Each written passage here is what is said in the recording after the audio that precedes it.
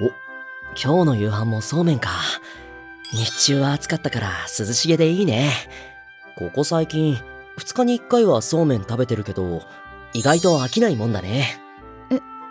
浅村くん、何言ってるの？今日の夕飯そうめんじゃないんだけど。いやいや、なんか怖い話してる？これどこからどう見てもそうめんでしょ。普通に冷麦なんだけど。冷麦？陰キャ男子の兄とドライな妹。義妹生活。でもちょっと待って、そうめんと冷麦ってそもそも同じものでしょ？何言ってるの？そうめんはそうめんで、冷麦は冷麦。どれも別の食べ物だよ。冷麦はそうめんより麺が少し太いし、もともと生地を麺にしていく過程も違ってたんだよ。知らなかった。同じものと思ってたのに、実は別の食べ物だったなんて。そういう事例は意外と多いね。スパゲッティとパスタを一緒だと勘違いしている人いない？同じものでしょ？スパゲッティをカッコつけた言い方がパスタじゃないの？何その偏見。スパゲッティはあくまでパスタの一つだよ。マカロニやラザニアなんかもパスタと呼ぶ中で、断面が円形で紐みたいな長いものをスパゲッティって呼ぶの。そうだったのか。全く料理しないからか全然知らなかった。逆にここまで来ると綾瀬さんが知らないものを探したくなってきたな。そうだ、ウインナーとソーセージの違いってわかる？ウインナーの正式名称がウインナーソーセージ。つまりソーセージの一種ってこと。普通に知ってた。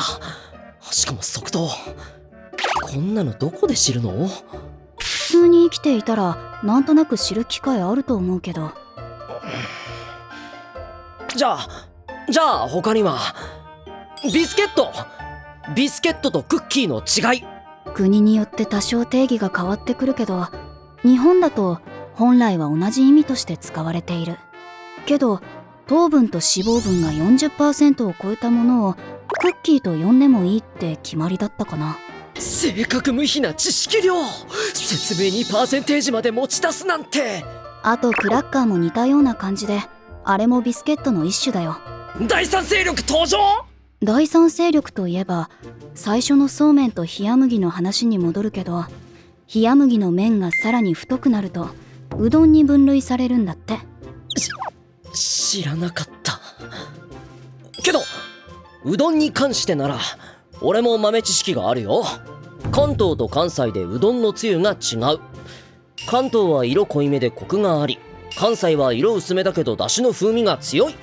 それじゃあなんで関東と関西でここまで味に違いが出ているのか知ってる？いや、さすがにそこまでは知らないけど。まさか綾瀬さん知ってるの？諸説あるけど、起源は江戸時代より昔にまで遡る。歴史のお勉強。徳川幕府が開かれるまでは関東って農村地帯が多くて肉体労働者が多かったの。たくさん汗もかくから自然と濃いめの味付けが多くなった。でも関西は京都有する大都会、貴族の食事は上品なものが多かったから薄味な文化が広がったって説ね。その味付けの違いがうどんのつゆにも影響しているのか。知らなかったよ。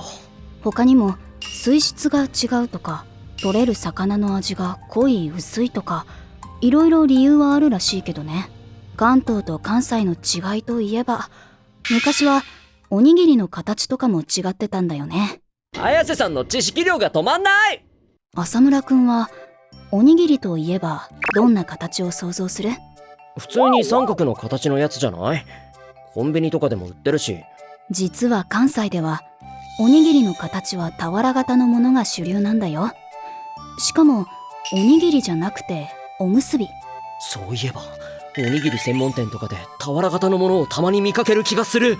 おしゃれでああいう形にしてるかと思ってたけど、あれ関西発祥のものだったんだ。もちろん最近は関西でもコンビニに置いてあるものは三角形のものが多いけどね。他だと海苔にも関東と関西で違いがあって、まだあるの？